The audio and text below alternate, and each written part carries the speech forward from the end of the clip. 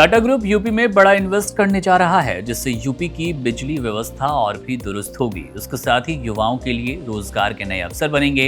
इसके अलावा यूपी में पिंक जॉब फेयर लगने वाला है, जिसमें महिलाओं को बम्पर नौकरियां मिलेंगी। कहाँ लग रहा है ये मेला और कैसे करनी है आपको रजिस्ट्रेशन, सब आपको बताएंगे। नमस्कार, मेरा नाम है मुकुंद और आप देख रहे हैं वन इंडिया का उत्तर प्रदेश विशेष यूपी इस हफ्ते, जिसमें हम आपको बताते हैं यूपी से जुड़ी हफ्ते भर की बड़ी खबरें। उत्तर प्रदेश सरकार झांसी की महिलाओं के लिए एक शानदार मौका लेकर आ रही है। 16 दिसंबर को झांसी में पिंक जॉब फेयर को आयोजित किया जा रहा है, जो state women industrial training institute Jhansi के परिसर में होगा। इस खास रोजगार मेले का मकसद महिलाओं और छात्राओं को आत्मनिर्भर बनाना है, ताकि उन्हें पढ़ाई के बाद सीधे नौकरी के अवसर मिल पाएं। इस जॉब फेयर में आने वाली छात्राओं को सीधा इंटरव्यू देने का मौका मिलेगा और योग्य उम्मीदवारों को तुरंत जॉब ऑफर कर दिए जाएंगे। बताते चलें कि झांसी में ये दूसरा बड़ा आयोजन है, जो पिछले साल की सफलता को आगे बढ़ा रहा है। इस रोजगार मेले का आयोजन क्षेत्रीय सेवा आयोजन कार्यालय झांसी और state women industrial training institute Jhansi मिलकर कर रहे हैं। मेले में कई जानी मानी निजी और सरकारी कंपनियां हिस्सा लेने वाली है, जिनमें अमा skill ventures private limited, Pukhraj health care private limited, team plus HR service और भारतीय जीवन बीमा निगम झांसी शामिल रहेंगे। ये कंपनियां अलग अलग पदों के लिए छात्राओं का चयन करेंगी। इसके साथ ही इस मेले में छात्राओं को करियर गाइडेंस और काउंसलिंग भी दी जानी है। सबसे खास बात तो ये कि ये जॉब फेयर पूरी तरह से मुफ्त है और किसी भी छात्रा से कोई फीस नहीं ली जाएगी।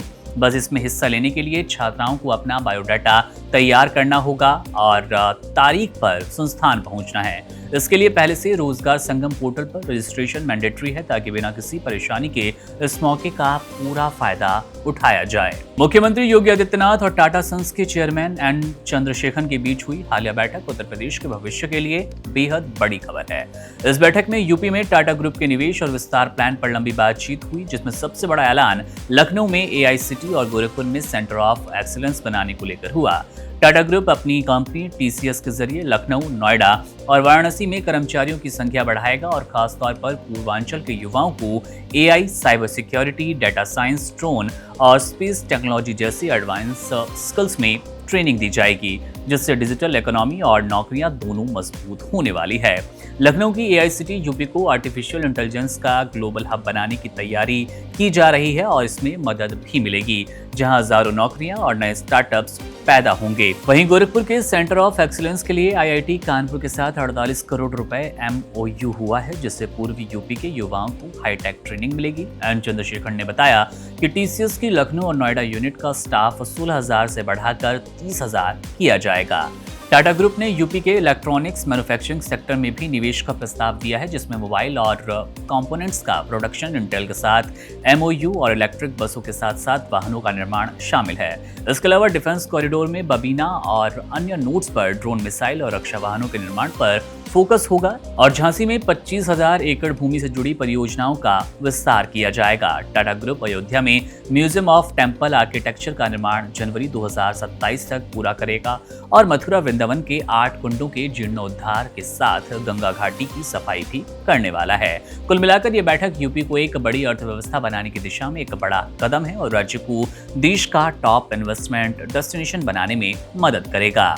यूपी सरकार और टाटा ग्रुप के चेयरमैन एन चंद्रशेखर के बीच हुई मुलाकात में टाटा चेयरमैन ने साफ कर दिया कि ग्रुप सिर्फ इलेक्ट्रिक बसों और अन्य इलेक्ट्रिक वाहनों के निर्माण को लेकर आगे नहीं बढ़ रहे, बल्कि राज्यों में बनने वाली बिजली में भी बड़ा योगदान देने जा रहा है, जिससे राज्य की बिजली आपूर्ति को रफ्तार मिलेगी। ऊर्जा क्षेत्र की बात करें तो टाटा पावर प्रयागराज के 12 प्लांट में 1900 मेगावाट की थर्मल पावर यूनिट लगा रहा है, जिसमें 360 मेगावाट की 3 पावर जनरेशन यूनिट्स शामिल होगी। इससे प्रदेश की बिजली क्षमता बढ़ेगी और स्थानीय लोगों को रोजगार मिलेगा। इसके साथ ही टाटा ग्रुप सौर ऊर्जा पर भी बड़ा फोकस कर रहा है। प्रयागराज और बांदा में 50-50 मेगावाट की 2 बड़ी सोलर परियोजनाएं विकसित की जा रही है।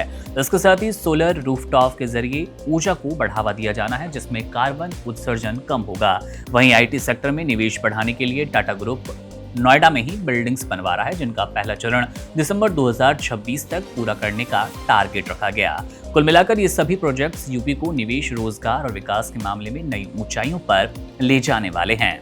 यूपी में वन स्टॉप सेंटर आज महिलाओं के लिए एक मजबूत सहारा बन चुके हैं। पिछले 8.5 सालों में इन सेंटरों ने करीब 2.39 लाख महिलाओं की मदद की और उन्हें न सिर्फ तुरंत न्याय दिलाया बल्कि आत्मनिर्भर बनाने का रास्ता भी दिखाया। योगी सरकार की महिला सुरक्षा और सशक्तिकरण नीति के तहत प्रदेश के 75 जिलों में कुल 94 वन स्टॉप सेंटर चलाए जा रहे हैं। ये सेंटर उन महिलाओं के लिए उम्मीद की किरण बने जिन्हें परिवार या समाज से सहयोग नहीं मिला। बता दें कि मुख्यमंत्री योगी आदित्यनाथ की पहल पर शुरू हुए ये सेंटर आज महिलाओं को सिर्फ सहारा नहीं बल्कि आगे बढ़ने की प्रेरणा दे रही हैं। महिला कल्याण विभाग ने बताया कि इन 94 सेंटरों में महिलाओं को कानूनी मदद के साथ साथ ट्रॉमा काउंसलिंग भी दी जाती है ताकि वे मानसिक रूप से मजबूत बन पाएं। काउंसलिंग के बाद महिलाओं को योगी सरकार की अलग अलग जन कल्याण योजनाओं से जोड़ा जाता है और उन्हें कौशल विकास मिशन के तहत ट्रेनिंग दी जाती है। इस मिशन के जरिए लाखों महिलाओं को hotel management, mobile repairing, beauty parlour, सिलाई कढ़ाई जैसे कोर्स कराए गए। ट्रेनिंग के बाद कई महिलाएं आज हजारों में पैसे कमा रही हैं। इसके साथ ही लैक्मे सैलून, स्टारबक्स और 5 स्टार होटल जैसी बड़ी कंपनियां भी इन महिलाओं को ट्रेनिंग और नौकरी दे रही है। वन स्टॉप सेंटर की मदद से लखनऊ की एक लड़की आज 5 स्टार होटल में सुपरवाइजर हैं। इन सेंटरों की मदद से कई लड़कियों ने पढ़ाई भी जारी रखी, जिसमें लखनऊ की एक बेटी ने बिहार PCS 6 परीक्षा पास की और दूसरी बेटी आयुष विभाग में मेडिकल ऑफिसर बनी। ये बताता है कि पहल सिर्फ कागजों पर नहीं बल्कि रिजल्ट में डिलीवर किए गए।